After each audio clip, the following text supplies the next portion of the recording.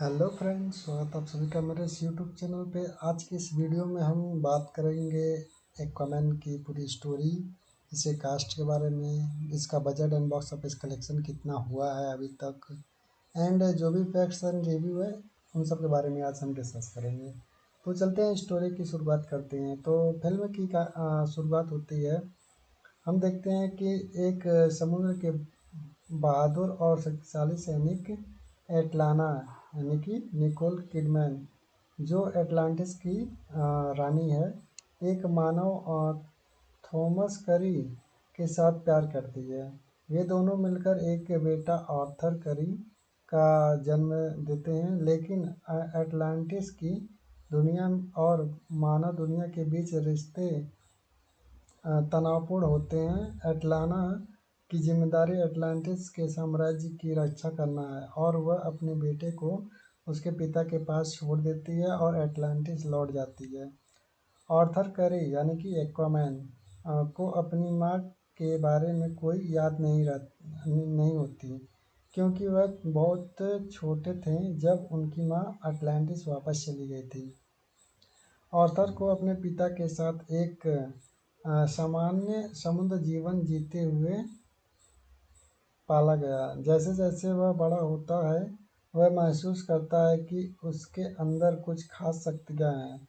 उसे समुद्र और समुद्री जीवों के साथ गहरी जुड़ाव और संवाद करने की क्षमता है। फिल्म की शुरुआत में आर्थर करी एक नायक के रूप में समुद्र के किनारे एक समुद्री डाकू जहाज को खत्म करता है।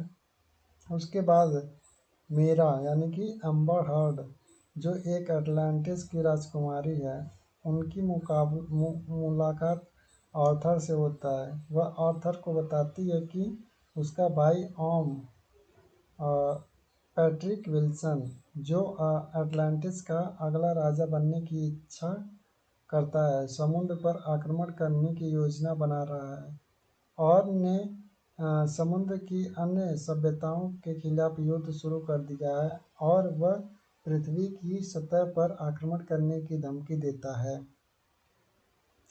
मेरा आर्थर को अटलांटिस में अपने वास्तविक स्थान और शक्ति का एहसास दिलाने के लिए उसे यह बताती है कि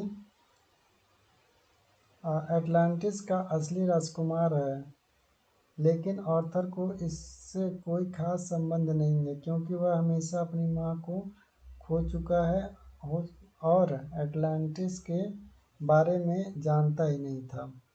मीरा और आर्थर को एटलांटिस के रहस्यों और राजा बनने की सच्चाई को जानने के लिए एटलांटिस की गहराइयों में जाना होता है। वे एटलांटिस के प्राचीन स्थानों की खोज करते हैं, जहां वे देखते हैं कि एटलांटिस की शक्ति उनके पास है, लेकिन उसे सही तरीके से पहचानने की ज़रूरत है।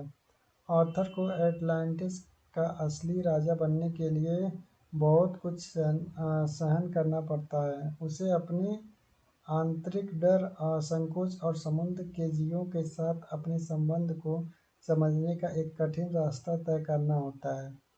इस प्रक्रिया में वह अपनी शक्ति को पूरी तरह पहचानता है, जिसमें उसके पास समुद्र के जीवों को आदेश देने और समुद्र के रहस्यों का समाधान करने की क्षमता होती है। आर्थर के लिए सबसे कठिन समय आता है जब उसे ऑर्म से लड़ने का सामना करना पड़ता है।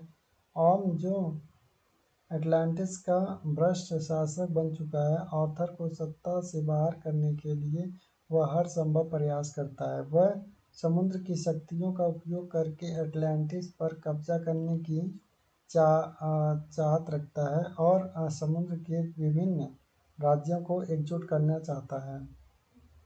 फिल्म का क्लाइमैक्स बहुत रोमांचक होता है जब आर्थर और ऑर्म के बीच समुद्र के युद्ध की एक बड़ी लड़ाई होती है। इस संदर्भ के दौरान आर्थर को यह एहसास होता है कि उसे एटलांटिस के राजा के रूप में अपने कर्तव्यों को निभाने के लिए और अपने समुद्र के साम्राज्य को बचाने के लिए पूरी शक्तियों का उपयोग करना होगा। आखिरकार आर्थर ऑर्म से जीतता है और एटलांटिस को उसके कब्जे से मुक्त करता है। आर्थर अब एटलांटिस का राजा बनता है और समुद्र के सभी जीवों के लिए एक नया युग शुरू करता है।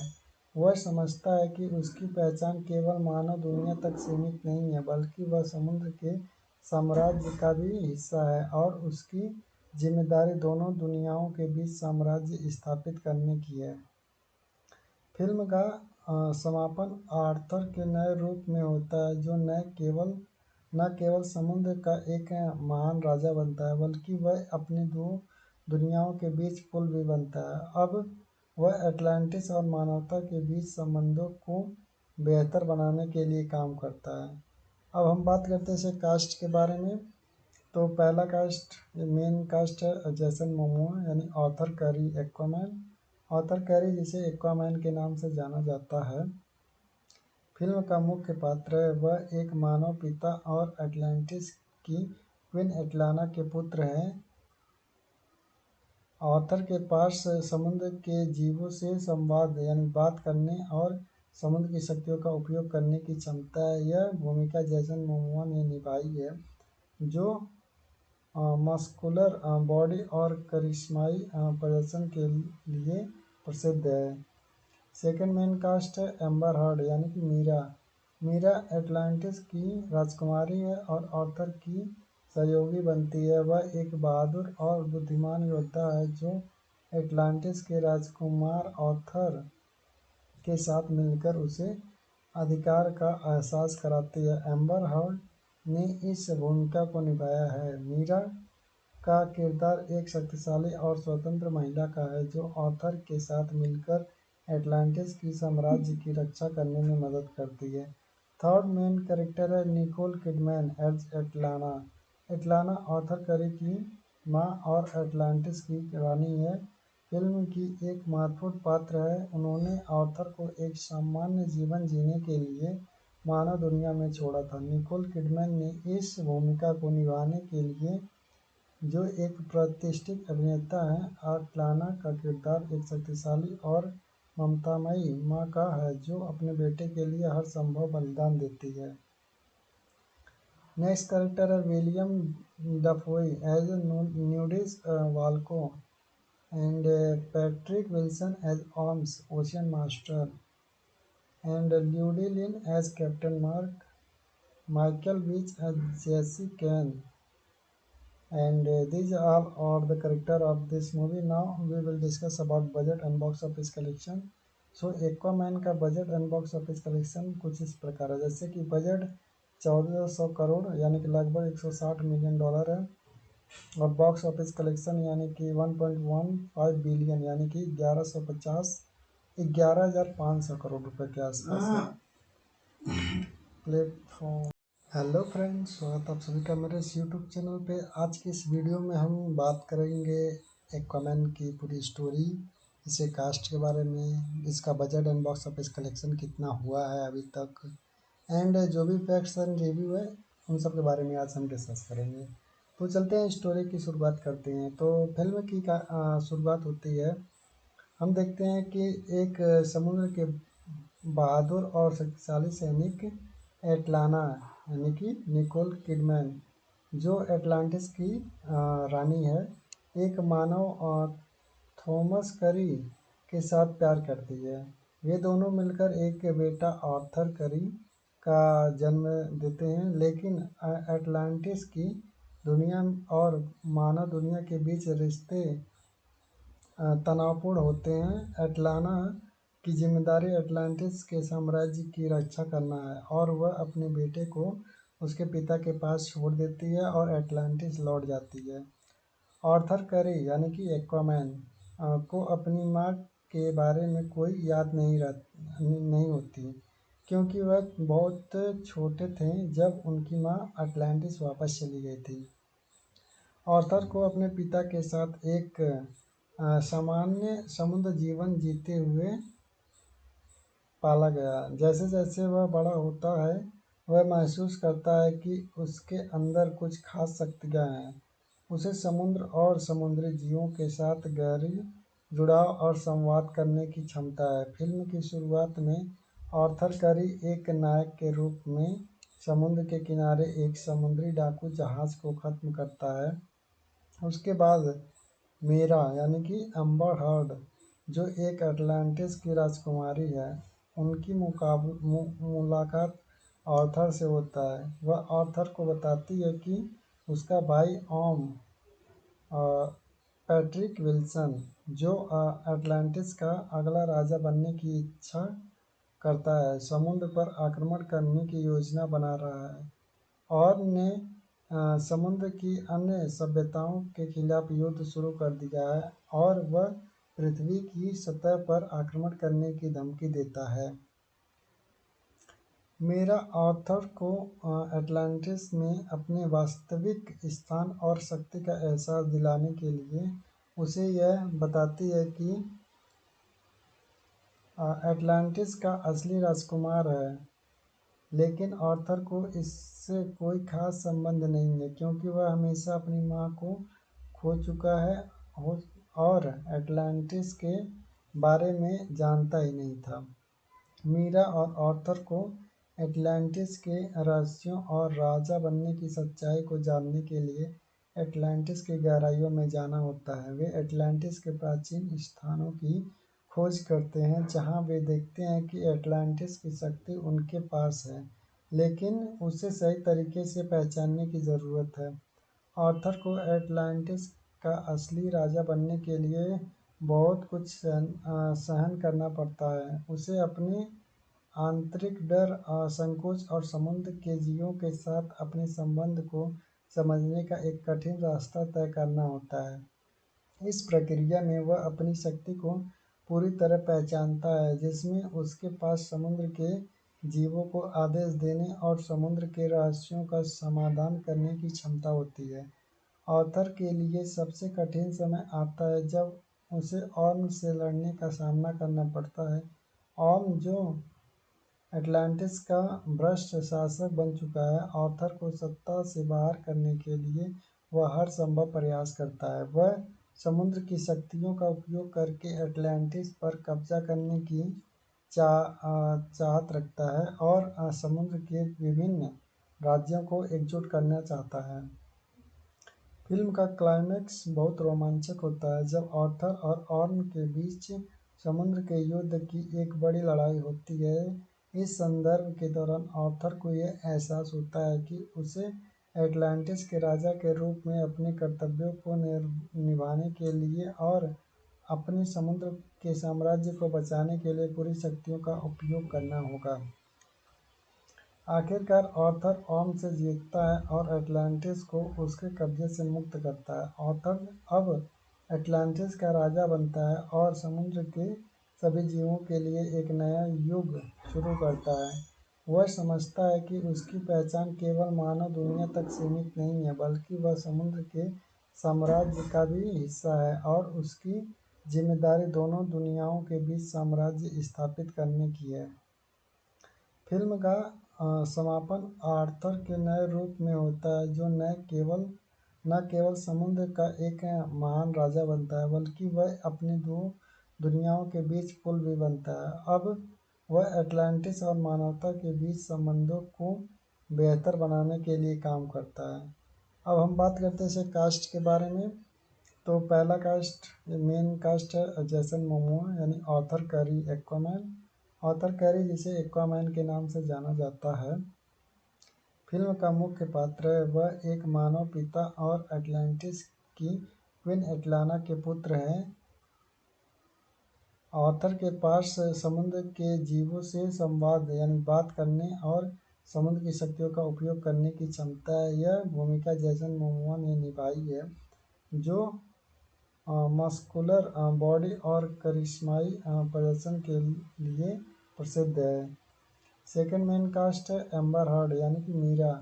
मीरा एटलांटिस की राजकुमारी है और आर्थर की सहयोगी बनती है। वह एक बहादुर और बुद्धिमान योद्धा है जो एटलांटिस के राजकुमार आर्थर के साथ मिलकर उसे अधिकार का एहसास कराती है। एम्बर हर्ड ने इस भूमिका को निभाया है। मीरा का किरदार एक शक्तिशाली और स्वतंत्र महिला का है जो आर्थर के साथ मिलकर एटलांटिस की साम्राज्य की रक्षा करने में मदद करती है। थर्ड मेन कैरेक्टर है Nicole Kidman as Atlanna. Atlanna Arthur Curry की माँ और एटलांटिस की रानी है। फिल्म की एक महत्वपूर्ण पात्र है। उन्होंने आर्थर को एक सामान्य जीवन जीने के लिए मानव दुनिया में छोड़ा था। निकोल किडमैन ने इस भूमिका को निभाने के लिए, जो एक प्रतिष्ठित अभिनेता हैं, अटलाना का किरदार एक शक्तिशाली और ममतामयी माँ का है जो अपने बेटे के लिए हर संभव बलिदान देती है। नेक्स्ट कैरेक्टर है Willem Dafoe as Nuidis Vulko and Patrick Wilson as Orms, Ocean Master, and Llewellyn as Captain Mark, Michael Beach as Jesse Kane, and these are all the character of this movie. Now we will discuss about budget and box office collection. So Aquaman का budget and box office collection कुछ इस प्रकार है, जैसे कि budget 1400 crore यानी कि लगभग 160 मिलियन डॉलर है, और बॉक्स ऑफिस कलेक्शन यानी कि 1.15 बिलियन यानी कि 11,500 करोड़ रुपए के आसपास है। प्लेटफॉर्म।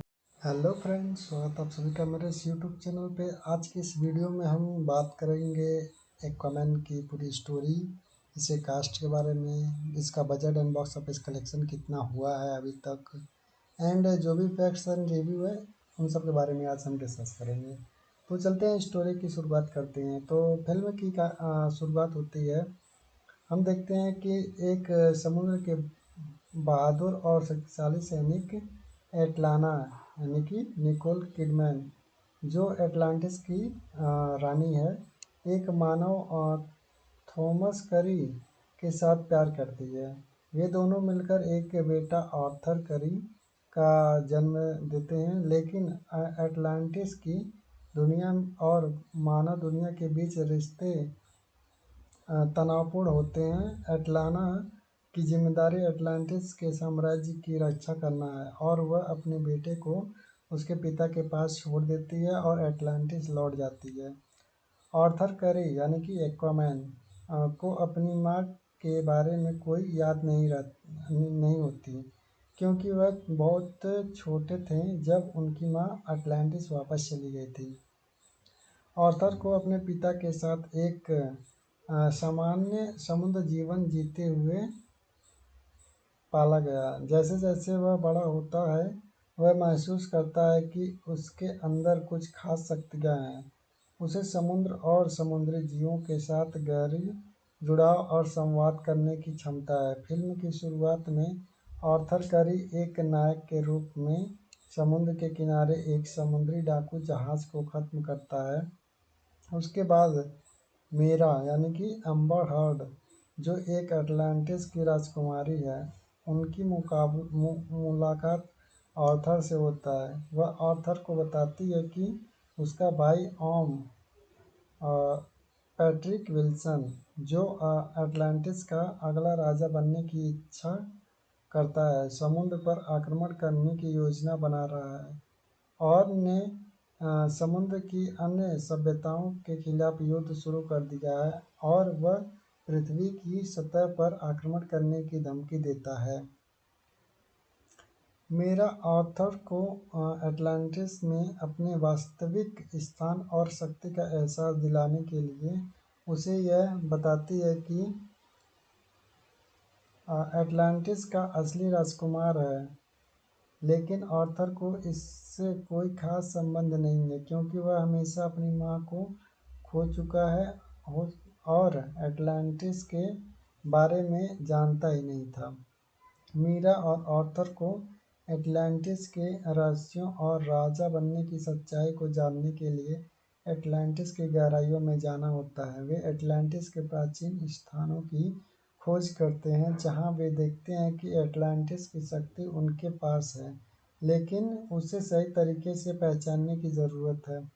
आर्थर को एटलांटिस का असली राजा बनने के लिए बहुत कुछ सहन करना पड़ता है। उसे अपने आंतरिक डर, संकोच और समुद्र के जीवों के साथ अपने संबंध को समझने का एक कठिन रास्ता तय करना होता है।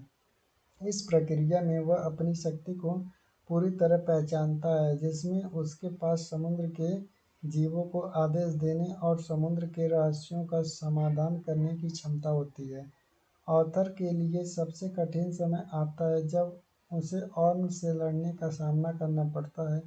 ऑर्म जो एटलांटिस का भ्रष्ट शासक बन चुका है, आर्थर को सत्ता से बाहर करने के लिए वह हर संभव प्रयास करता है। वह समुद्र की शक्तियों का उपयोग करके एटलांटिस पर कब्जा करने की चाहत रखता है और समुद्र के विभिन्न राज्यों को एकजुट करना चाहता है। फिल्म का क्लाइमैक्स बहुत रोमांचक होता है जब आर्थर और ऑर्म के बीच समुद्र के युद्ध की एक बड़ी लड़ाई होती है। इस संदर्भ के दौरान आर्थर को यह एहसास होता है कि उसे एटलांटिस के राजा के रूप में अपने कर्तव्यों को निभाने के लिए और अपने समुद्र के साम्राज्य को बचाने के लिए पूरी शक्तियों का उपयोग करना होगा। आखिरकार आर्थर ऑर्म से जीतता है और एटलांटिस को उसके कब्जे से मुक्त करता है। आर्थर अब एटलांटिस का राजा बनता है और समुद्र के सभी जीवों के लिए एक नया युग शुरू करता है। वह समझता है कि उसकी पहचान केवल मानव दुनिया तक सीमित नहीं है, बल्कि वह समुद्र के साम्राज्य का भी हिस्सा है और उसकी जिम्मेदारी दोनों दुनियाओं के बीच साम्राज्य स्थापित करने की है। फिल्म का समापन आर्थर के नए रूप में होता है, जो न केवल समुद्र का एक महान राजा बनता है, बल्कि वह अपनी दो दुनियाओं के बीच पुल भी बनता है। अब वह एटलांटिस और मानवता के बीच संबंधों को बेहतर बनाने के लिए काम करता है। अब हम बात करते हैं इसे कास्ट के बारे में। तो पहला कास्ट, मेन कास्ट है जेसन मोमोआ यानी Arthur carry Aquaman. Arthur carry, जिसे एक्वामैन के नाम से जाना जाता है, फिल्म का मुख्य पात्र है। वह एक मानव पिता और एटलांटिस की क्वीन एटलाना के पुत्र हैं। आर्थर के पास समुद्र के जीवों से संवाद यानी बात करने और समुद्र की शक्तियों का उपयोग करने की क्षमता है। यह भूमिका जेसन मोमोआ ने निभाई है, जो मस्कुलर बॉडी और करिश्माई प्रदर्शन के लिए प्रसिद्ध है। सेकंड मेन कास्ट है एम्बर हर्ड यानी कि मीरा।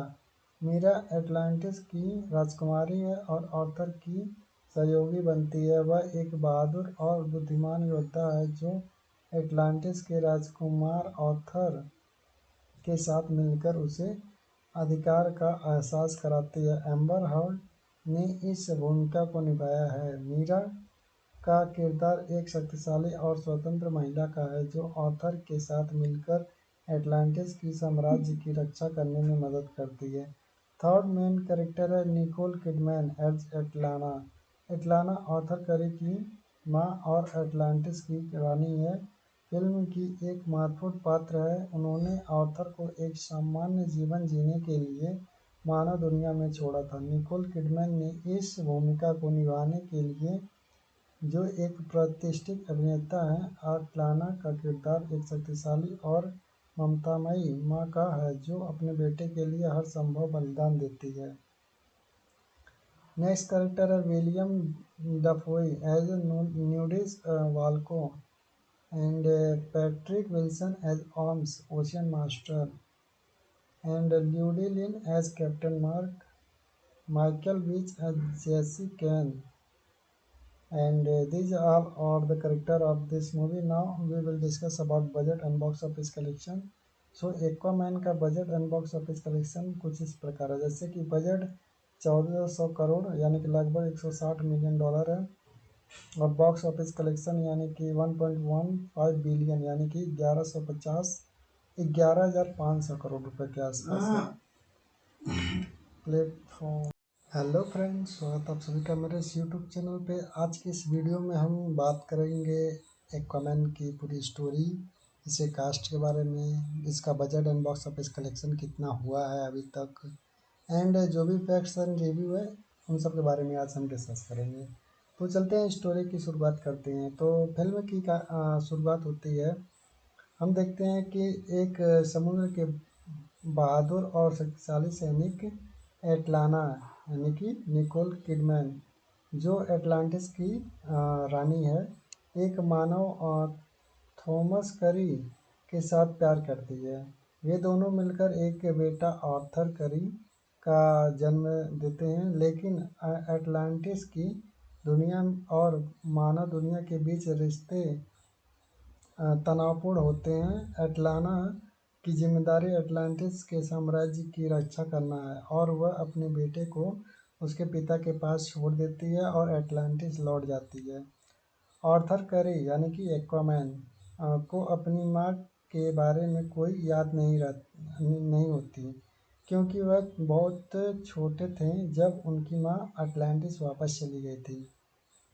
आर्थर को अपने पिता के साथ एक सामान्य समुद्र जीवन जीते हुए पाला गया। जैसे जैसे वह बड़ा होता है, वह महसूस करता है कि उसके अंदर कुछ खास शक्तियाँ हैं। उसे समुद्र और समुद्री जीवों के साथ गहरी जुड़ाव और संवाद करने की क्षमता है। फिल्म की शुरुआत में आर्थर करी एक नायक के रूप में समुद्र के किनारे एक समुद्री डाकू जहाज को खत्म करता है।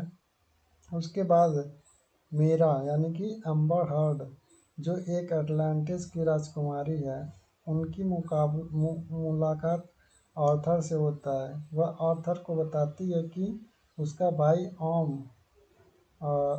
पैट्रिक विल्सन, जो अटलांटिस का अगला राजा बनने की इच्छा करता है, समुद्र पर आक्रमण करने की योजना बना रहा है और ने समुद्र की अन्य सभ्यताओं के खिलाफ युद्ध शुरू कर दिया है और वह पृथ्वी की सतह पर आक्रमण करने की धमकी देता है। मेरा आर्थर को अटलांटिस में अपने वास्तविक स्थान और शक्ति का एहसास दिलाने के लिए उसे यह बताती है कि अटलांटिस का असली राजकुमार है, लेकिन आर्थर को इससे कोई खास संबंध नहीं है, क्योंकि वह हमेशा अपनी माँ को खो चुका है और अटलांटिस के बारे में जानता ही नहीं था। मीरा और आर्थर को अटलांटिस के रहस्यों और राजा बनने की सच्चाई को जानने के लिए अटलांटिस की गहराइयों में जाना होता है। वे अटलांटिस के प्राचीन स्थानों की खोज करते हैं, जहां वे देखते हैं कि अटलांटिस की शक्ति उनके पास है, लेकिन उसे सही तरीके से पहचानने की ज़रूरत है। आर्थर को अटलांटिस का असली राजा बनने के लिए बहुत कुछ सहन करना पड़ता है। उसे अपने आंतरिक डर, संकोच और समुद्र के जीवों के साथ अपने संबंध को समझने का एक कठिन रास्ता तय करना होता है। इस प्रक्रिया में वह अपनी शक्ति को पूरी तरह पहचानता है, जिसमें उसके पास समुद्र के जीवों को आदेश देने और समुद्र के रहस्यों का समाधान करने की क्षमता होती है। आर्थर के लिए सबसे कठिन समय आता है जब उसे ऑर्म से लड़ने का सामना करना पड़ता है। ऑर्म, जो अटलांटिस का भ्रष्ट शासक बन चुका है, आर्थर को सत्ता से बाहर करने के लिए वह हर संभव प्रयास करता है। वह समुद्र की शक्तियों का उपयोग करके अटलांटिस पर कब्जा करने की चाहत रखता है और समुद्र के विभिन्न राज्यों को एकजुट करना चाहता है। फिल्म का क्लाइमैक्स बहुत रोमांचक होता है जब आर्थर और ऑर्म के बीच समुद्र के युद्ध की एक बड़ी लड़ाई होती है। इस संदर्भ के दौरान आर्थर को यह एहसास होता है कि उसे अटलांटिस के राजा के रूप में अपने कर्तव्यों को निभाने के लिए और अपने समुद्र के साम्राज्य को बचाने के लिए पूरी शक्तियों का उपयोग करना होगा। आखिरकार आर्थर ऑर्म से जीतता है और अटलांटिस को उसके कब्जे से मुक्त करता है। आर्थर अब अटलांटिस का राजा बनता है और समुद्र के सभी जीवों के लिए एक नया युग शुरू करता है। वह समझता है कि उसकी पहचान केवल मानव दुनिया तक सीमित नहीं है, बल्कि वह समुद्र के साम्राज्य का भी हिस्सा है और उसकी जिम्मेदारी दोनों दुनियाओं के बीच साम्राज्य स्थापित करने की है। फिल्म का समापन आर्थर के नए रूप में होता है, जो न केवल समुद्र का एक महान राजा बनता है, बल्कि वह अपनी दो दुनियाओं के बीच पुल भी बनता है। अब वह अटलांटिस और मानवता के बीच संबंधों को बेहतर बनाने के लिए काम करता है। अब हम बात करते हैं इसे कास्ट के बारे में। तो पहला कास्ट, मेन कास्ट है जेसन मोमोआ यानी आर्थर करी एक्वामैन। आर्थर कैरी, जिसे एक्वामैन के नाम से जाना जाता है, फिल्म का मुख्य पात्र है। वह एक मानव पिता और अटलांटिस की क्वीन एटलाना के पुत्र हैं। ऑथर के पास समुद्र के जीवों से संवाद यानी बात करने और समुद्र की शक्तियों का उपयोग करने की क्षमता है। यह भूमिका जैसन मोमोआ ने निभाई है, जो मस्कुलर बॉडी और करिश्माई प्रदर्शन के लिए प्रसिद्ध है। सेकंड मेन कास्ट है एम्बर हर्ड यानी कि मीरा। मीरा एटलांटिस की राजकुमारी है और ऑर्थर की सहयोगी बनती है। वह एक बहादुर और बुद्धिमान योद्धा है जो एटलांटिस के राजकुमार ऑर्थर के साथ मिलकर उसे अधिकार का एहसास कराती है। एम्बर हर्ड ने इस भूमिका को निभाया है। मीरा का किरदार एक शक्तिशाली और स्वतंत्र महिला का है जो ऑथर के साथ मिलकर एटलांटिस की साम्राज्य की रक्षा करने में मदद करती है। थर्ड मेन कैरेक्टर है Nicole Kidman as Atlanna. एटलाना author करी की माँ और एटलांटिस की रानी है।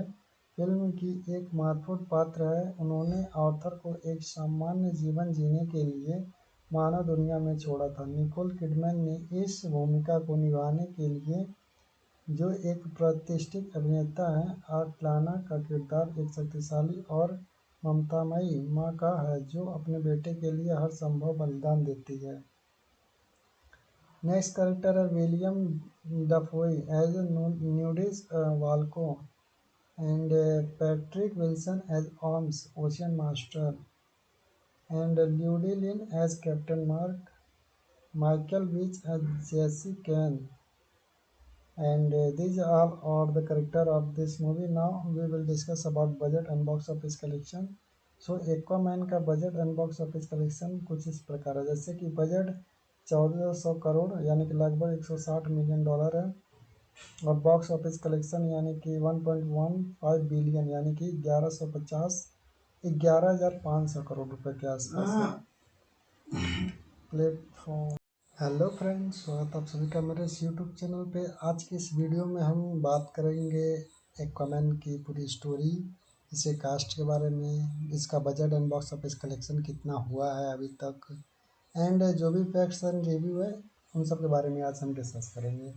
तो चलते हैं स्टोरी की शुरुआत करते हैं। तो फिल्म की शुरुआत होती है, हम देखते हैं कि एक समुद्र के बहादुर और शक्तिशाली सैनिक एटलाना यानी कि निकोल किडमैन, जो एटलांटिस की रानी है, एक मानव थॉमस करी के साथ प्यार करती है। वे दोनों मिलकर एक बेटा आर्थर करी का जन्म देते हैं, लेकिन एटलांटिस की दुनिया और मानव दुनिया के बीच रिश्ते तनावपूर्ण होते हैं। एटलाना की जिम्मेदारी एटलांटिस के साम्राज्य की रक्षा करना है और वह अपने बेटे को उसके पिता के पास छोड़ देती है और एटलांटिस लौट जाती है। आर्थर करी यानी कि एक्वामैन को अपनी माँ के बारे में कोई याद नहीं होती, क्योंकि वह बहुत छोटे थे जब उनकी माँ अटलांटिस वापस चली गई थी। आर्थर को अपने पिता के साथ एक सामान्य समुद्र जीवन जीते हुए पाला गया। जैसे जैसे वह बड़ा होता है, वह महसूस करता है कि उसके अंदर कुछ खास शक्तियाँ हैं। उसे समुद्र और समुद्री जीवों के साथ गहरी जुड़ाव और संवाद करने की क्षमता है। फिल्म की शुरुआत में आर्थर करी एक नायक के रूप में समुद्र के किनारे एक समुद्री डाकू जहाज को खत्म करता है। उसके बाद मीरा यानी कि एम्बर हर्ड, जो एक अटलांटिस की राजकुमारी है, उनकी मुलाकात आर्थर से होता है। वह आर्थर को बताती है कि उसका भाई ओम पैट्रिक विल्सन, जो अटलांटिस का अगला राजा बनने की इच्छा करता है, समुद्र पर आक्रमण करने की योजना बना रहा है और ने समुद्र की अन्य सभ्यताओं के खिलाफ युद्ध शुरू कर दिया है और वह पृथ्वी की सतह पर आक्रमण करने की धमकी देता है। मेरा आर्थर को अटलांटिस में अपने वास्तविक स्थान और शक्ति का एहसास दिलाने के लिए उसे यह बताती है कि अटलांटिस का असली राजकुमार है लेकिन आर्थर को इससे कोई खास संबंध नहीं है क्योंकि वह हमेशा अपनी माँ को खो चुका है और एटलांटिस के बारे में जानता ही नहीं था। मीरा और आर्थर को एटलांटिस के रहस्यों और राजा बनने की सच्चाई को जानने के लिए एटलांटिस की गहराइयों में जाना होता है। वे एटलांटिस के प्राचीन स्थानों की खोज करते हैं जहां वे देखते हैं कि एटलांटिस की शक्ति उनके पास है, लेकिन उसे सही तरीके से पहचानने की ज़रूरत है। आर्थर को एटलांटिस का असली राजा बनने के लिए बहुत कुछ सहन करना पड़ता है। उसे अपने आंतरिक डर, संकोच और समुद्र के जीवों के साथ अपने संबंध को समझने का एक कठिन रास्ता तय करना होता है। इस प्रक्रिया में वह अपनी शक्ति को पूरी तरह पहचानता है, जिसमें उसके पास समुद्र के जीवों को आदेश देने और समुद्र के रहस्यों का समाधान करने की क्षमता होती है। ऑथर के लिए सबसे कठिन समय आता है जब उसे ऑर्म से लड़ने का सामना करना पड़ता है।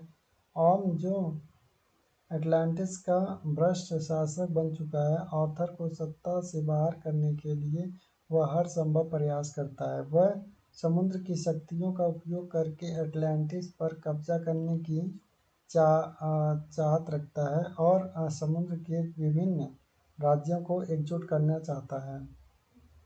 फिल्म का क्लाइमैक्स बहुत रोमांचक होता है जब आर्थर और ऑर्म के बीच समुद्र के युद्ध की एक बड़ी लड़ाई होती है। इस संदर्भ के दौरान आर्थर को यह एहसास होता है कि उसे एटलांटिस के राजा के रूप में अपने कर्तव्यों को निभाने के लिए और अपने समुद्र के साम्राज्य को बचाने के लिए पूरी शक्तियों का उपयोग करना होगा। आखिरकार आर्थर ऑर्म से जीतता है और एटलांटिस को उसके कब्जे से मुक्त करता है। आर्थर अब एटलांटिस का राजा बनता है और समुद्र के सभी जीवों के लिए एक नया युग शुरू करता है। वह समझता है कि उसकी पहचान केवल मानव दुनिया तक सीमित नहीं है, बल्कि वह समुद्र के साम्राज्य का भी हिस्सा है और उसकी जिम्मेदारी दोनों दुनियाओं के बीच साम्राज्य स्थापित करने की है। फिल्म का समापन आर्थर के नए रूप में होता है, जो न केवल समुद्र का एक महान राजा बनता है, बल्कि वह अपनी दो दुनियाओं के बीच पुल भी बनता है। अब वह एटलांटिस और मानवता के बीच संबंधों को बेहतर बनाने के लिए काम करता है। अब हम बात करते हैं इसे कास्ट के बारे में। तो पहला कास्ट, मेन कास्ट है जेसन मोमोआ यानी Arthur carry Aquaman. Arthur carry, जिसे एक्वामैन के नाम से जाना जाता है, फिल्म का मुख्य पात्र है। वह एक मानव पिता और एटलांटिस की क्वीन एटलाना के पुत्र हैं। आर्थर के पास समुद्र के जीवों से संवाद यानी बात करने और समुद्र की शक्तियों का उपयोग करने की क्षमता है। यह भूमिका जेसन मोमोआ ने निभाई है, जो मस्कुलर बॉडी और करिश्माई प्रदर्शन के लिए प्रसिद्ध है। सेकंड मेन कास्ट है एम्बर हर्ड यानी कि मीरा। मीरा एटलांटिस की राजकुमारी है और आर्थर की सहयोगी बनती है। वह एक बहादुर और बुद्धिमान योद्धा है जो एटलांटिस के राजकुमार आर्थर के साथ मिलकर उसे अधिकार का एहसास कराती है। एम्बर हर्ड ने इस भूमिका को निभाया है। मीरा का किरदार एक शक्तिशाली और स्वतंत्र महिला का है जो आर्थर के साथ मिलकर एटलांटिस की साम्राज्य की रक्षा करने में मदद करती है। थर्ड मेन कैरेक्टर है Nicole Kidman as Atlanna. Atlanna Arthur Curry की माँ और एटलांटिस की रानी है। फिल्म की एक महत्वपूर्ण पात्र है। उन्होंने आर्थर को एक सामान्य जीवन जीने के लिए मानव दुनिया में छोड़ा था। निकोल किडमैन ने इस भूमिका को निभाने के लिए, जो एक प्रतिष्ठित अभिनेता हैं, एटलाना का किरदार एक शक्तिशाली और ममतामयी माँ का है जो अपने बेटे के लिए हर संभव बलिदान देती है। नेक्स्ट कैरेक्टर है Willem Dafoe as Nuidis Vulko and Patrick Wilson as Orm ocean master and Ludi Lin as captain Murk, Michael Beach as Jesse Kane. And these all are the character of this movie. Now we will discuss about budget and box office collection. So Aquaman का budget and box office collection कुछ इस प्रकार है, जैसे कि budget 1400 crore यानी कि लगभग 160 मिलियन डॉलर है, और बॉक्स ऑफिस कलेक्शन यानी कि 1.15 बिलियन यानी कि 11,500 करोड़ रुपए के आसपास है। प्लेटफॉर्म। हेलो फ्रेंड्स, स्वागत आप सभी का मेरे इस यूट्यूब चैनल पे। आज की इस वीडियो में हम बात करेंगे एक्वामैन की पूरी स्टोरी, इसके कास्ट के बारे में, इसका budget and box office collection कितना हुआ है अभी तक, एंड जो भी फैक्ट्स एंड रिव्यू है उन सब के बारे में आज हम डिस्कस करेंगे। तो चलते हैं, स्टोरी की शुरुआत करते हैं। तो फिल्म की शुरुआत होती है, हम देखते हैं कि एक समुद्र के बहादुर और शक्तिशाली सैनिक एटलाना यानी कि निकोल किडमैन, जो एटलांटिस की रानी है, एक मानव थॉमस करी के साथ प्यार करती है। वे दोनों मिलकर एक बेटा आर्थर करी का जन्म देते हैं, लेकिन एटलांटिस की दुनिया और मानव दुनिया के बीच रिश्ते तनावपूर्ण होते हैं। एटलाना की जिम्मेदारी एटलांटिस के साम्राज्य की रक्षा करना है, और वह अपने बेटे को उसके पिता के पास छोड़ देती है और एटलांटिस लौट जाती है। आर्थर करे यानी कि एक्वामैन को अपनी माँ के बारे में कोई याद नहीं होती, क्योंकि वह बहुत छोटे थे जब उनकी माँ अटलांटिस वापस चली गई थी। आर्थर को अपने पिता के साथ एक सामान्य समुद्र जीवन जीते हुए पाला गया। जैसे जैसे वह बड़ा होता है, वह महसूस करता है कि उसके अंदर कुछ खास शक्तियाँ हैं। उसे समुद्र और समुद्री जीवों के साथ गहरी जुड़ाव और संवाद करने की क्षमता है। फिल्म की शुरुआत में आर्थर करी एक नायक के रूप में समुद्र के किनारे एक समुद्री डाकू जहाज को खत्म करता है। उसके बाद मीरा यानी कि अम्बर हर्ड, जो एक अटलांटिस की राजकुमारी है, उनकी मुलाकात आर्थर से होता है। वह आर्थर को बताती है कि उसका भाई ओम पैट्रिक विल्सन, जो अटलांटिस का अगला राजा बनने की इच्छा करता है, समुद्र पर आक्रमण करने की योजना बना रहा है, और ने समुद्र की अन्य सभ्यताओं के खिलाफ युद्ध शुरू कर दिया है, और वह पृथ्वी की सतह पर आक्रमण करने की धमकी देता है। मेरा आर्थर को अटलांटिस में अपने वास्तविक स्थान और शक्ति का एहसास दिलाने के लिए उसे यह बताती है कि अटलांटिस का असली राजकुमार है, लेकिन आर्थर को इससे कोई खास संबंध नहीं है, क्योंकि वह हमेशा अपनी माँ को खो चुका है और अटलांटिस के बारे में जानता ही नहीं था। मीरा और आर्थर को एटलांटिस के रहस्यों और राजा बनने की सच्चाई को जानने के लिए एटलांटिस की गहराइयों में जाना होता है। वे एटलांटिस के प्राचीन स्थानों की खोज करते हैं, जहां वे देखते हैं कि एटलांटिस की शक्ति उनके पास है, लेकिन उसे सही तरीके से पहचानने की ज़रूरत है। आर्थर को एटलांटिस का असली राजा बनने के लिए बहुत कुछ सहन करना पड़ता है। उसे अपने आंतरिक डर, संकोच और समुद्र के जीवों के साथ अपने संबंध को समझने का एक कठिन रास्ता तय करना होता है। इस प्रक्रिया में वह अपनी शक्ति को पूरी तरह पहचानता है, जिसमें उसके पास समुद्र के जीवों को आदेश देने और समुद्र के रहस्यों का समाधान करने की क्षमता होती है। आर्थर के लिए सबसे कठिन समय आता है जब उसे ऑर्म से लड़ने का सामना करना पड़ता है। ऑर्म, जो अटलांटिस का भ्रष्ट शासक बन चुका है, आर्थर को सत्ता से बाहर करने के लिए वह हर संभव प्रयास करता है। वह समुद्र की शक्तियों का उपयोग करके अटलांटिस पर कब्जा करने की चाहत रखता है, और समुद्र के विभिन्न राज्यों को एकजुट करना चाहता है। फिल्म का क्लाइमैक्स बहुत रोमांचक होता है जब आर्थर और ऑर्म के बीच समुद्र के युद्ध की एक बड़ी लड़ाई होती है। इस संदर्भ के दौरान आर्थर को यह एहसास होता है कि उसे एटलांटिस के राजा के रूप में अपने कर्तव्यों को निभाने के लिए और अपने समुद्र के साम्राज्य को बचाने के लिए पूरी शक्तियों का उपयोग करना होगा। आखिरकार आर्थर ओम से जीतता है और अटलांटिस को उसके कब्जे से मुक्त करता है। आर्थर अब अटलांटिस का राजा बनता है और समुद्र के सभी जीवों के लिए एक नया युग शुरू करता है।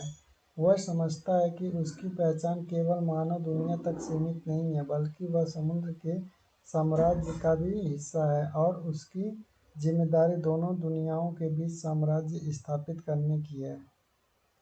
फिल्म का समापन आर्थर के नए रूप में होता है, जो न केवल समुद्र का एक महान राजा बनता है, बल्कि वह अपनी दो दुनियाओं के बीच पुल भी बनता है। अब वह अटलांटिस और मानवता के बीच संबंधों को बेहतर बनाने के लिए काम करता है। अब हम बात करते हैं कास्ट के बारे में। तो पहला कास्ट, मेन कास्ट है जेसन मोमोआ यानी Arthur carry Aquaman. Arthur carry, जिसे एक्वामैन के नाम से जाना जाता है, फिल्म का मुख्य पात्र है। वह एक मानव पिता और अटलांटिस की क्वीन एटलाना के पुत्र हैं। आर्थर के पास समुद्र के जीवों से संवाद यानी बात करने और समुद्र की शक्तियों का उपयोग करने की क्षमता है। यह भूमिका जेसन मोमोआ ने निभाई है, जो मस्कुलर बॉडी और करिश्माई प्रदर्शन के लिए प्रसिद्ध है। सेकंड मेन कास्ट है एम्बर हर्ड यानी कि मीरा। मीरा अटलांटिस की राजकुमारी है और आर्थर की सहयोगी बनती है। वह एक बहादुर और बुद्धिमान योद्धा है, जो अटलांटिस के राजकुमार आर्थर के साथ मिलकर उसे अधिकार का एहसास कराती है। एम्बर हर्ड ने इस भूमिका को निभाया है। मीरा का किरदार एक शक्तिशाली और स्वतंत्र महिला का है, जो आर्थर के साथ मिलकर अटलांटिस की साम्राज्य की रक्षा करने में मदद करती है। थर्ड मेन कैरेक्टर है Nicole Kidman as Atlanna. Atlanna Arthur Curry की माँ और अटलांटिस की रानी है। फिल्म की एक महत्वपूर्ण पात्र है। उन्होंने आर्थर को एक सामान्य जीवन जीने के लिए मानव दुनिया में छोड़ा था। निकोल किडमैन ने इस भूमिका को निभाने के लिए, जो एक प्रतिष्ठित अभिनेता हैं, एटलाना का किरदार एक शक्तिशाली और ममतामयी माँ का है, जो अपने बेटे के लिए हर संभव बलिदान देती है। नेक्स्ट कैरेक्टर है Willem Dafoe as Nuidis Vulko and Patrick Wilson as Orm ocean master and Ludi Lin as captain Murk, Michael Beach as Jesse Kane. And these all are the character of this movie. Now we will discuss about budget and box office collection. So Aquaman का budget and box office collection कुछ इस प्रकार है। जैसे कि budget 1400 crore यानी कि लगभग 160 मिलियन डॉलर है, और बॉक्स ऑफिस कलेक्शन यानी कि 1.15 बिलियन यानी कि 11,500 करोड़ रुपए के आसपास है। प्लेटफॉर्म। हेलो फ्रेंड्स, स्वागत आप सभी का मेरे इस यूट्यूब चैनल पे। आज की इस वीडियो में हम बात करेंगे एक्वामैन की पूरी स्टोरी, इसके कास्ट के बारे में, इसका budget and box office collection कितना हुआ है अभी तक, एंड जो भी फैक्ट्स एंड रिव्यू है उन सब के बारे में आज हम डिस्कस करेंगे। तो चलते हैं, स्टोरी की शुरुआत करते हैं। तो फिल्म की शुरुआत होती है, हम देखते हैं कि एक समुद्र के बहादुर और शक्तिशाली सैनिक एटलाना यानी कि निकोल किडमैन, जो अटलांटिस की रानी है, एक मानव थॉमस करी के साथ प्यार करती है। वे दोनों मिलकर एक बेटा आर्थर करी का जन्म देते हैं, लेकिन अटलांटिस की दुनिया और मानव दुनिया के बीच रिश्ते तनावपूर्ण होते हैं। एटलाना की जिम्मेदारी अटलांटिस के साम्राज्य की रक्षा करना है, और वह अपने बेटे को उसके पिता के पास छोड़ देती है और अटलांटिस लौट जाती है। आर्थर कैरी यानी कि एक्वामैन को अपनी माँ के बारे में कोई याद नहीं होती, क्योंकि वह बहुत छोटे थे जब उनकी माँ अटलांटिस वापस चली गई थी। आर्थर को अपने पिता के साथ एक सामान्य समुद्र जीवन जीते हुए पाला गया। जैसे जैसे वह बड़ा होता है, वह महसूस करता है कि उसके अंदर कुछ खास शक्तियाँ हैं। उसे समुद्र और समुद्री जीवों के साथ गहरी जुड़ाव और संवाद करने की क्षमता है। फिल्म की शुरुआत में आर्थर करी एक नायक के रूप में समुद्र के किनारे एक समुद्री डाकू जहाज को खत्म करता है। उसके बाद मीरा यानी कि अम्बर हर्ड, जो एक अटलांटिस की राजकुमारी है, उनकी मुलाकात आर्थर से होता है। वह आर्थर को बताती है कि उसका भाई ओम पैट्रिक विल्सन, जो अटलांटिस का अगला राजा बनने की इच्छा करता है, समुद्र पर आक्रमण करने की योजना बना रहा है और ने समुद्र की अन्य सभ्यताओं के खिलाफ युद्ध शुरू कर दिया है और वह पृथ्वी की सतह पर आक्रमण करने की धमकी देता है। मेरा आर्थर को अटलांटिस में अपने वास्तविक स्थान और शक्ति का एहसास दिलाने के लिए उसे यह बताती है कि अटलांटिस का असली राजकुमार है, लेकिन आर्थर को इससे कोई खास संबंध नहीं है क्योंकि वह हमेशा अपनी माँ को खो चुका है और अटलांटिस के बारे में जानता ही नहीं था। मीरा और आर्थर को अटलांटिस के रहस्यों और राजा बनने की सच्चाई को जानने के लिए अटलांटिस की गहराइयों में जाना होता है। वे अटलांटिस के प्राचीन स्थानों की खोज करते हैं जहां वे देखते हैं कि अटलांटिस की शक्ति उनके पास है, लेकिन उसे सही तरीके से पहचानने की ज़रूरत है। आर्थर को अटलांटिस का असली राजा बनने के लिए बहुत कुछ सहन करना पड़ता है। उसे अपने आंतरिक डर, संकोच और समुद्र के जीवों के साथ अपने संबंध को समझने का एक कठिन रास्ता तय करना होता है। इस प्रक्रिया में वह अपनी शक्ति को पूरी तरह पहचानता है, जिसमें उसके पास समुद्र के जीवों को आदेश देने और समुद्र के रहस्यों का समाधान करने की क्षमता होती है। आर्थर के लिए सबसे कठिन समय आता है जब उसे ऑर्म से लड़ने का सामना करना पड़ता है। ऑर्म, जो अटलांटिस का भ्रष्ट शासक बन चुका है, आर्थर को सत्ता से बाहर करने के लिए वह हर संभव प्रयास करता है। वह समुद्र की शक्तियों का उपयोग करके अटलांटिस पर कब्जा करने की चाहत रखता है और समुद्र के विभिन्न राज्यों को एकजुट करना चाहता है। फिल्म का क्लाइमैक्स बहुत रोमांचक होता है जब आर्थर और ऑर्म के बीच समुद्र के युद्ध की एक बड़ी लड़ाई होती है। इस संदर्भ के दौरान आर्थर को यह एहसास होता है कि उसे अटलांटिस के राजा के रूप में अपने कर्तव्यों को निभाने के लिए और अपने समुद्र के साम्राज्य को बचाने के लिए पूरी शक्तियों का उपयोग करना होगा। आखिरकार आर्थर ऑर्म से जीतता है और अटलांटिस को उसके कब्जे से मुक्त करता है। आर्थर अब अटलांटिस का राजा बनता है और समुद्र के सभी जीवों के लिए एक नया युग शुरू करता है। वह समझता है कि उसकी पहचान केवल मानव दुनिया तक सीमित नहीं है, बल्कि वह समुद्र के साम्राज्य का भी हिस्सा है और उसकी जिम्मेदारी दोनों दुनियाओं के बीच साम्राज्य स्थापित करने की है। फिल्म का समापन आर्थर के नए रूप में होता है, जो न केवल समुद्र का एक महान राजा बनता है, बल्कि वह अपनी दो दुनियाओं के बीच पुल भी बनता है। अब वह अटलांटिस और मानवता के बीच संबंधों को बेहतर बनाने के लिए काम करता है। अब हम बात करते हैं कास्ट के बारे में। तो पहला कास्ट, मेन कास्ट है जेसन मोमोआ यानी Arthur carry Aquaman. Arthur carry, जिसे एक्वामैन के नाम से जाना जाता है, फिल्म का मुख्य पात्र है। वह एक मानव पिता और अटलांटिस की क्वीन एटलाना के पुत्र हैं।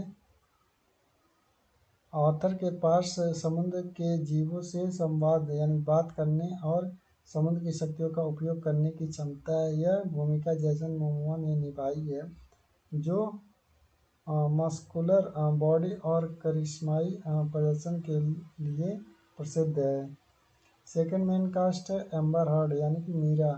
मीरा अटलांटिस की राजकुमारी है और आर्थर की सहयोगी बनती है। वह एक बहादुर और बुद्धिमान योद्धा है जो अटलांटिस के राजकुमार आर्थर के साथ मिलकर उसे अधिकार का एहसास कराती है। एम्बर हर्ड ने इस भूमिका को निभाया है। मीरा का किरदार एक शक्तिशाली और स्वतंत्र महिला का है जो आर्थर के साथ मिलकर एटलांटिस की साम्राज्य की रक्षा करने में मदद करती है। थर्ड मेन कैरेक्टर है Nicole Kidman as Atlanna. Atlanna Arthur करी की माँ और एटलांटिस की रानी है। फिल्म की एक महत्वपूर्ण पात्र है। उन्होंने आर्थर को एक सामान्य जीवन जीने के लिए मानव दुनिया में छोड़ा था। निकोल किडमैन ने इस भूमिका को निभाने के लिए, जो एक प्रतिष्ठित अभिनेता हैं, एटलाना का किरदार एक शक्तिशाली और ममतामयी माँ का है जो अपने बेटे के लिए हर संभव बलिदान देती है। नेक्स्ट कैरेक्टर है Willem Dafoe as Nuidis Vulko and Patrick Wilson as Orms, Ocean Master, and Ludi Lin as Captain Mark, Michael Beach as Jesse Kane, and these are the character of this movie. Now we will discuss about budget and box office collection. So Aquaman का budget and box office collection कुछ इस प्रकार है, जैसे कि budget 1400 crore यानी कि लगभग 160 मिलियन डॉलर है, और बॉक्स ऑफिस कलेक्शन यानी कि 1.15 बिलियन यानी कि 11,500 करोड़ रुपए के आसपास है। प्लेटफॉर्म।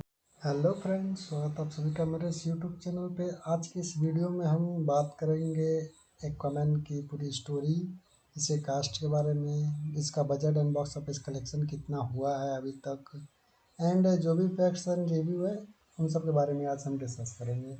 तो चलते हैं स्टोरी की शुरुआत करते हैं। तो फिल्म की शुरुआत होती है, हम देखते हैं कि एक समुद्र के बहादुर और शक्तिशाली सैनिक एटलाना यानी कि निकोल किडमैन, जो एटलांटिस की रानी है, एक मानव थॉमस करी के साथ प्यार करती है। वे दोनों मिलकर एक बेटा आर्थर करी का जन्म देते हैं, लेकिन एटलांटिस की दुनिया और मानव दुनिया के बीच रिश्ते तनावपूर्ण होते हैं। एटलाना की जिम्मेदारी एटलांटिस के साम्राज्य की रक्षा करना है और वह अपने बेटे को उसके पिता के पास छोड़ देती है और एटलांटिस लौट जाती है। आर्थर करी यानी कि एक्वामैन को अपनी माँ के बारे में कोई याद नहीं होती, क्योंकि वह बहुत छोटे थे जब उनकी माँ अटलांटिस वापस चली गई थी। आर्थर को अपने पिता के साथ एक सामान्य समुद्र जीवन जीते हुए पाला गया। जैसे जैसे वह बड़ा होता है, वह महसूस करता है कि उसके अंदर कुछ खास शक्तियाँ हैं। उसे समुद्र और समुद्री जीवों के साथ गहरी जुड़ाव और संवाद करने की क्षमता है। फिल्म की शुरुआत में आर्थर करी एक नायक के रूप में समुद्र के किनारे एक समुद्री डाकू जहाज को खत्म करता है। उसके बाद मीरा यानी कि अम्बर हर्ड, जो एक अटलांटिस की राजकुमारी है, उनकी मुलाकात आर्थर से होता है। वह आर्थर को बताती है कि उसका भाई ओम पैट्रिक विल्सन, जो अटलांटिस का अगला राजा बनने की इच्छा करता है, समुद्र पर आक्रमण करने की योजना बना रहा है और ने समुद्र की अन्य सभ्यताओं के खिलाफ युद्ध शुरू कर दिया है और वह पृथ्वी की सतह पर आक्रमण करने की धमकी देता है। मेरा आर्थर को एटलांटिस में अपने वास्तविक स्थान और शक्ति का एहसास दिलाने के लिए उसे यह बताती है कि एटलांटिस का असली राजकुमार है, लेकिन आर्थर को इससे कोई खास संबंध नहीं है क्योंकि वह हमेशा अपनी माँ को खो चुका है और एटलांटिस के बारे में जानता ही नहीं था। मीरा और आर्थर को एटलांटिस के रहस्यों और राजा बनने की सच्चाई को जानने के लिए एटलांटिस की गहराइयों में जाना होता है। वे एटलांटिस के प्राचीन स्थानों की खोज करते हैं जहां वे देखते हैं कि एटलांटिस की शक्ति उनके पास है, लेकिन उसे सही तरीके से पहचानने की ज़रूरत है। आर्थर को एटलांटिस का असली राजा बनने के लिए बहुत कुछ सहन करना पड़ता है। उसे अपने आंतरिक डर, संकोच और समुद्र के जीवों के साथ अपने संबंध को समझने का एक कठिन रास्ता तय करना होता है। इस प्रक्रिया में वह अपनी शक्ति को पूरी तरह पहचानता है, जिसमें उसके पास समुद्र के जीवों को आदेश देने और समुद्र के रहस्यों का समाधान करने की क्षमता होती है। ऑथर के लिए सबसे कठिन समय आता है जब उसे ऑर्म से लड़ने का सामना करना पड़ता है।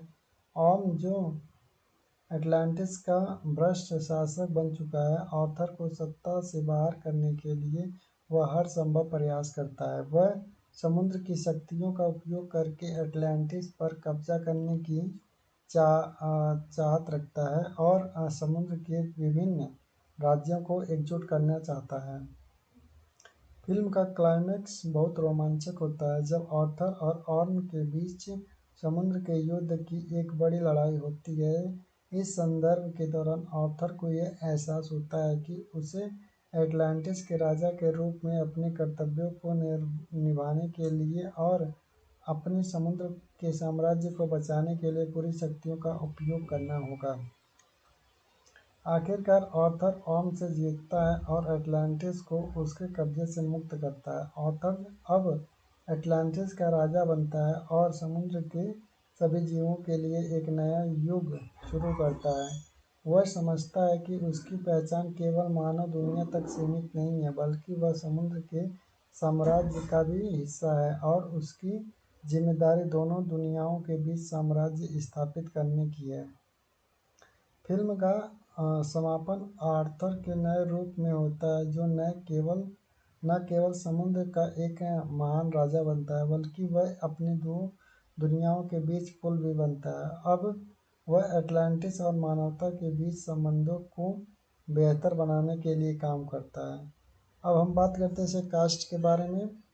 तो पहला कास्ट, मेन कास्ट है जेसन मोमोआ यानी आर्थर कैरी एक्वामैन।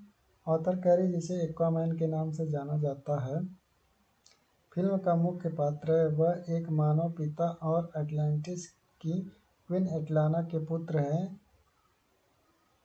आर्थर के पास समुद्र के जीवों से संवाद यानी बात करने और समुद्र की शक्तियों का उपयोग करने की क्षमता है। यह भूमिका जेसन मोमोआ ने निभाई है, जो मस्कुलर बॉडी और करिश्माई प्रदर्शन के लिए प्रसिद्ध है। सेकंड मेन कास्ट है एम्बर हर्ड यानी कि मीरा।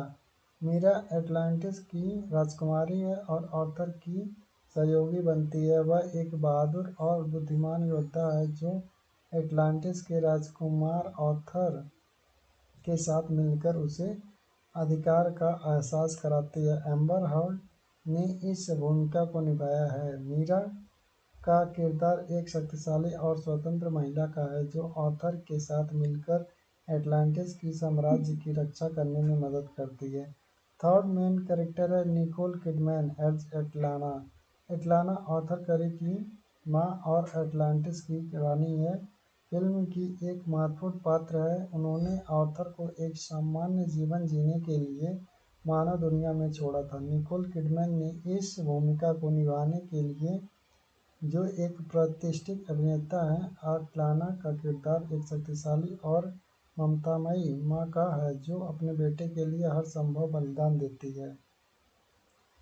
नेक्स्ट कैरेक्टर है Willem Dafoe as Nuidis Vulko and Patrick Wilson as Orm ocean master and Ludi Lin as captain Murk, Michael Beach as Jesse Kane, and these all are the character of this movie. Now we will discuss about budget and box office collection.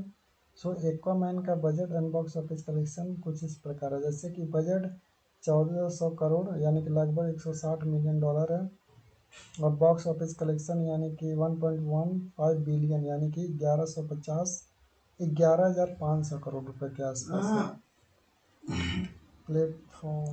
Hello friends, स्वागत आप सभी का मेरे इस YouTube channel पे। आज की इस वीडियो में हम बात करेंगे एक्वामैन की पूरी स्टोरी, इसे कास्ट के बारे में, इसका budget and box office collection कितना हुआ है अभी तक, एंड जो भी फैक्ट्स एंड रिव्यू है उन सब के बारे में आज हम डिस्कस करेंगे। तो चलते हैं, स्टोरी की शुरुआत करते हैं। तो फिल्म की शुरुआत होती है हम देखते हैं कि एक समुद्र के बहादुर और शक्तिशाली सैनिक एटलाना यानी कि निकोल किडमैन जो एटलांटिस की रानी है, एक मानव थॉमस करी के साथ प्यार करती है। वे दोनों मिलकर एक बेटा आर्थर करी का जन्म देते हैं, लेकिन एटलांटिस की दुनिया और मानव दुनिया के बीच रिश्ते तनावपूर्ण होते हैं। एटलाना की जिम्मेदारी एटलांटिस के साम्राज्य की रक्षा करना है और वह अपने बेटे को उसके पिता के पास छोड़ देती है और एटलांटिस लौट जाती है। आर्थर करे यानी कि एक्वामैन को अपनी माँ के बारे में कोई याद नहीं होती, क्योंकि वह बहुत छोटे थे जब उनकी माँ अटलांटिस वापस चली गई थी। आर्थर को अपने पिता के साथ एक सामान्य समुद्र जीवन जीते हुए पाला गया। जैसे जैसे वह बड़ा होता है, वह महसूस करता है कि उसके अंदर कुछ खास शक्तियाँ हैं।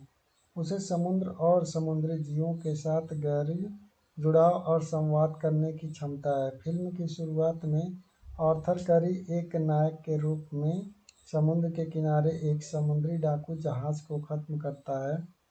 उसके बाद मीरा यानी कि अम्बर हर्ड जो एक अटलांटिस की राजकुमारी है, उनकी मुलाकात आर्थर से होता है। वह आर्थर को बताती है कि उसका भाई ओम पैट्रिक विल्सन जो अटलांटिस का अगला राजा बनने की इच्छा करता है, समुद्र पर आक्रमण करने की योजना बना रहा है और ने समुद्र की अन्य सभ्यताओं के खिलाफ युद्ध शुरू कर दिया है और वह पृथ्वी की सतह पर आक्रमण करने की धमकी देता है।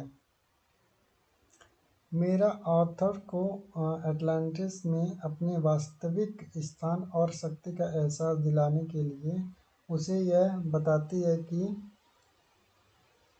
अटलांटिस का असली राजकुमार है, लेकिन आर्थर को इससे कोई खास संबंध नहीं है, क्योंकि वह हमेशा अपनी माँ को खो चुका है और अटलांटिस के बारे में जानता ही नहीं था। मीरा और आर्थर को एटलांटिस के रहस्यों और राजा बनने की सच्चाई को जानने के लिए एटलांटिस की गहराइयों में जाना होता है। वे एटलांटिस के प्राचीन स्थानों की खोज करते हैं, जहां वे देखते हैं कि एटलांटिस की शक्ति उनके पास है, लेकिन उसे सही तरीके से पहचानने की ज़रूरत है। आर्थर को एटलांटिस का असली राजा बनने के लिए बहुत कुछ सहन करना पड़ता है। उसे अपने आंतरिक डर, संकोच और समुद्र के जीवों के साथ अपने संबंध को समझने का एक कठिन रास्ता तय करना होता है। इस प्रक्रिया में वह अपनी शक्ति को पूरी तरह पहचानता है, जिसमें उसके पास समुद्र के जीवों को आदेश देने और समुद्र के रहस्यों का समाधान करने की क्षमता होती है। आर्थर के लिए सबसे कठिन समय आता है जब उसे ऑर्म से लड़ने का सामना करना पड़ता है। ऑर्म जो अटलांटिस का भ्रष्ट शासक बन चुका है, आर्थर को सत्ता से बाहर करने के लिए वह हर संभव प्रयास करता है। वह समुद्र की शक्तियों का उपयोग करके अटलांटिस पर कब्जा करने की चाहत रखता है और समुद्र के विभिन्न राज्यों को एकजुट करना चाहता है। फिल्म का क्लाइमैक्स बहुत रोमांचक होता है जब आर्थर और ऑर्म के बीच समुद्र के युद्ध की एक बड़ी लड़ाई होती है। इस संदर्भ के दौरान आर्थर को यह एहसास होता है कि उसे एटलांटिस के राजा के रूप में अपने कर्तव्यों को निभाने के लिए और अपने समुद्र के साम्राज्य को बचाने के लिए पूरी शक्तियों का उपयोग करना होगा। आखिरकार आर्थर ऑर्म से जीतता है और अटलांटिस को उसके कब्जे से मुक्त करता है। आर्थर अब अटलांटिस का राजा बनता है और समुद्र के सभी जीवों के लिए एक नया युग शुरू करता है। वह समझता है कि उसकी पहचान केवल मानव दुनिया तक सीमित नहीं है, बल्कि वह समुद्र के साम्राज्य का भी हिस्सा है और उसकी जिम्मेदारी दोनों दुनियाओं के बीच साम्राज्य स्थापित करने की है। फिल्म का समापन आर्थर के नए रूप में होता है, जो न केवल समुद्र का एक महान राजा बनता है, बल्कि वह अपने दो दुनियाओं के बीच पुल भी बनता है। अब वह एटलांटिस और मानवता के बीच संबंधों को बेहतर बनाने के लिए काम करता है। अब हम बात करते हैं इसे कास्ट के बारे में। तो पहला कास्ट, मेन कास्ट है जेसन मोमोआ यानी Arthur carry Aquaman. Arthur carry, जिसे एक्वामैन के नाम से जाना जाता है, फिल्म का मुख्य पात्र है। वह एक मानव पिता और अटलांटिस की क्वीन एटलाना के पुत्र हैं।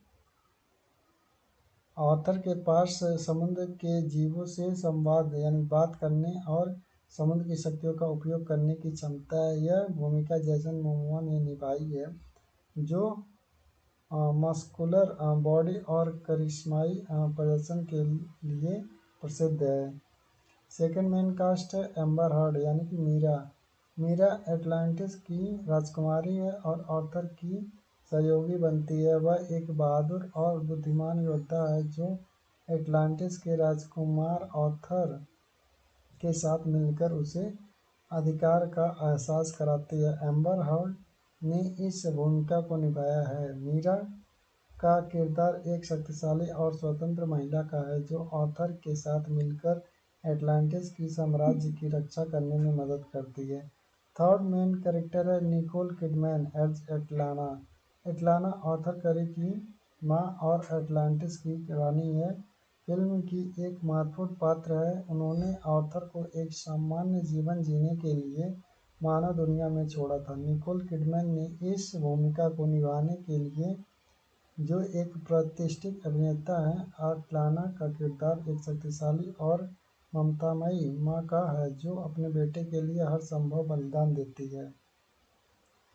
नेक्स्ट कैरेक्टर है Willem Dafoe as Nuidis Vulko and Patrick Wilson as Orm ocean master and Ludi Lin as captain Murk, Michael Beach as Jesse Kane, and these all are the character of this movie. Now we will discuss about budget and box office collection.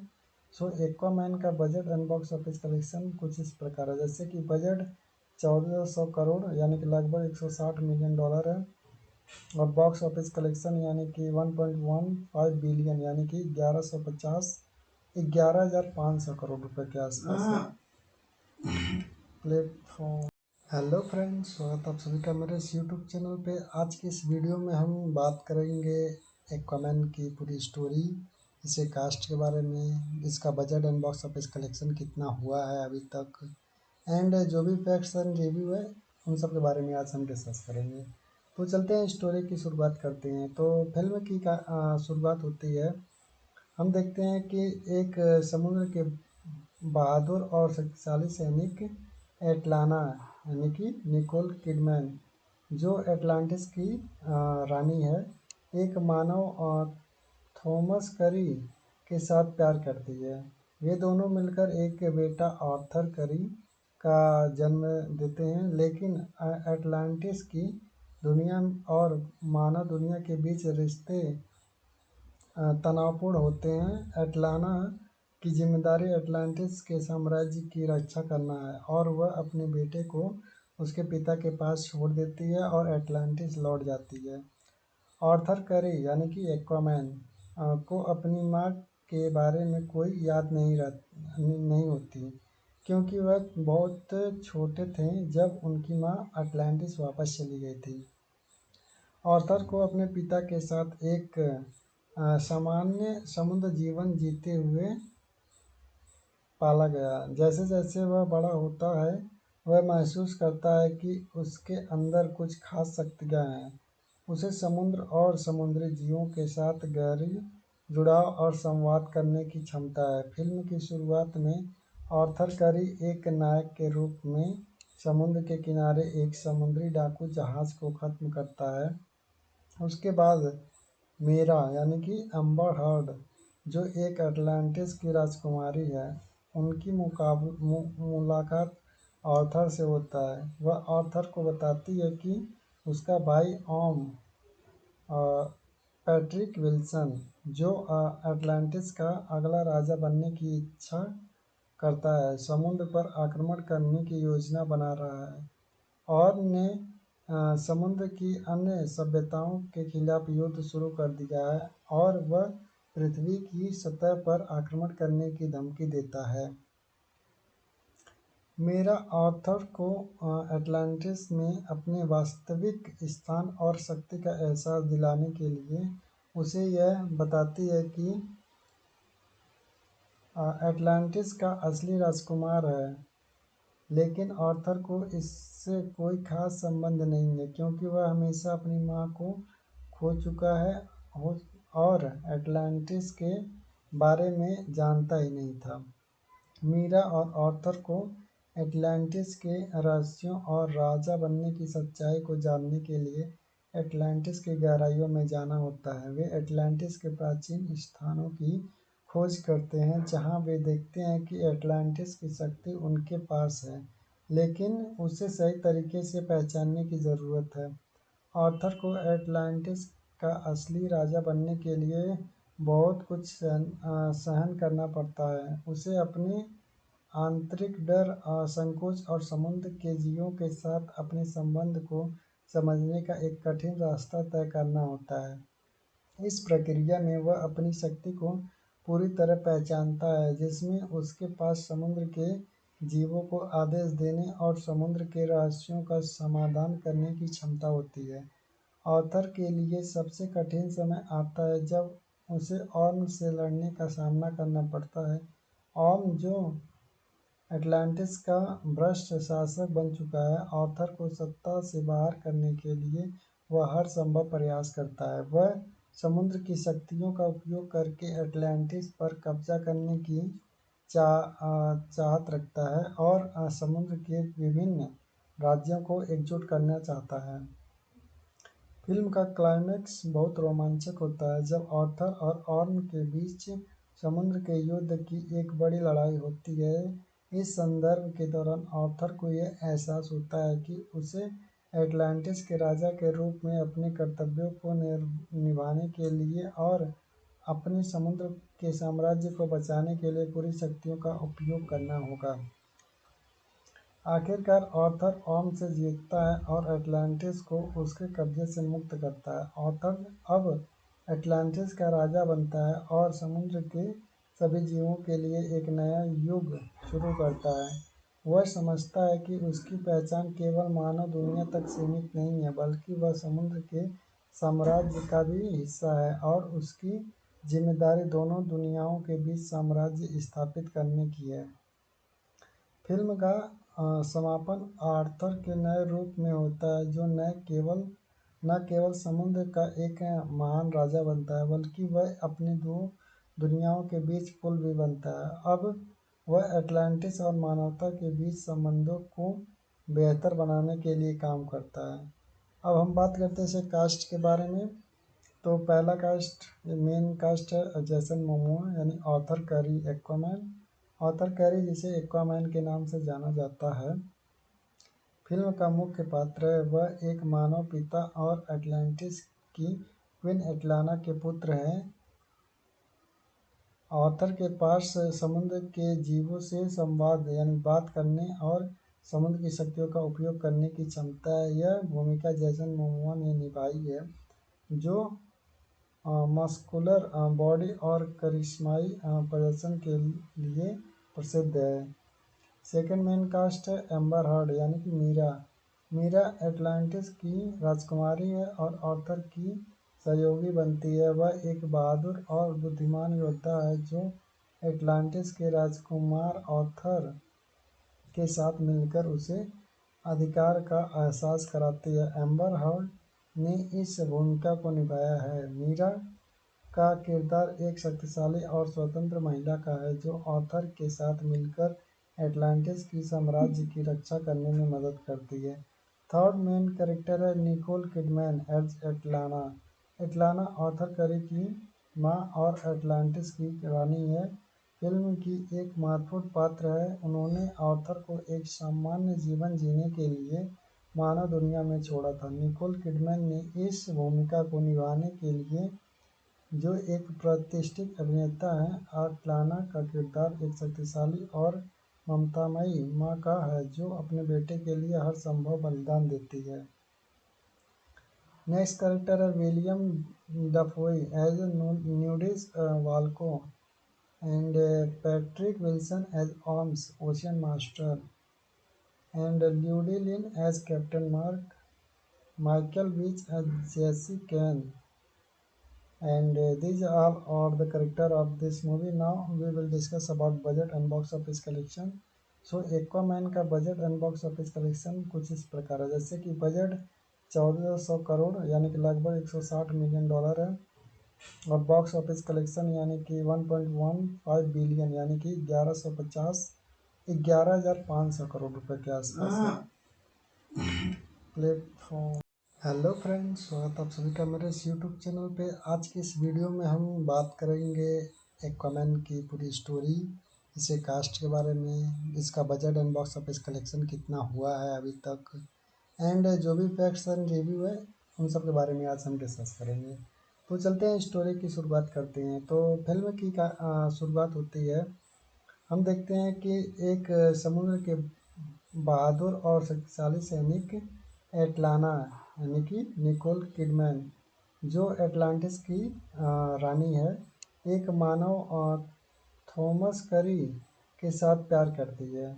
वे दोनों मिलकर एक बेटा Arthur करी का जन्म देते हैं, लेकिन एटलांटिस की दुनिया और मानव दुनिया के बीच रिश्ते तनावपूर्ण होते हैं. एटलाना की जिम्मेदारी एटलांटिस के साम्राज्य की रक्षा करना है, और वह अपने बेटे को उसके पिता के पास छोड़ देती है और एटलांटिस लौट जाती है. आर्थर करी यानी कि एक्वामैन को अपनी माँ के बारे में कोई याद नहीं होती, क्योंकि वह बहुत छोटे थे जब उनकी माँ अटलांटिस वापस चली गई थी. आर्थर को अपने पिता के साथ एक सामान्य समुद्र जीवन जीते हुए पाला गया. जैसे जैसे वह बड़ा होता है, वह महसूस करता है कि उसके अंदर कुछ खास शक्तियाँ हैं.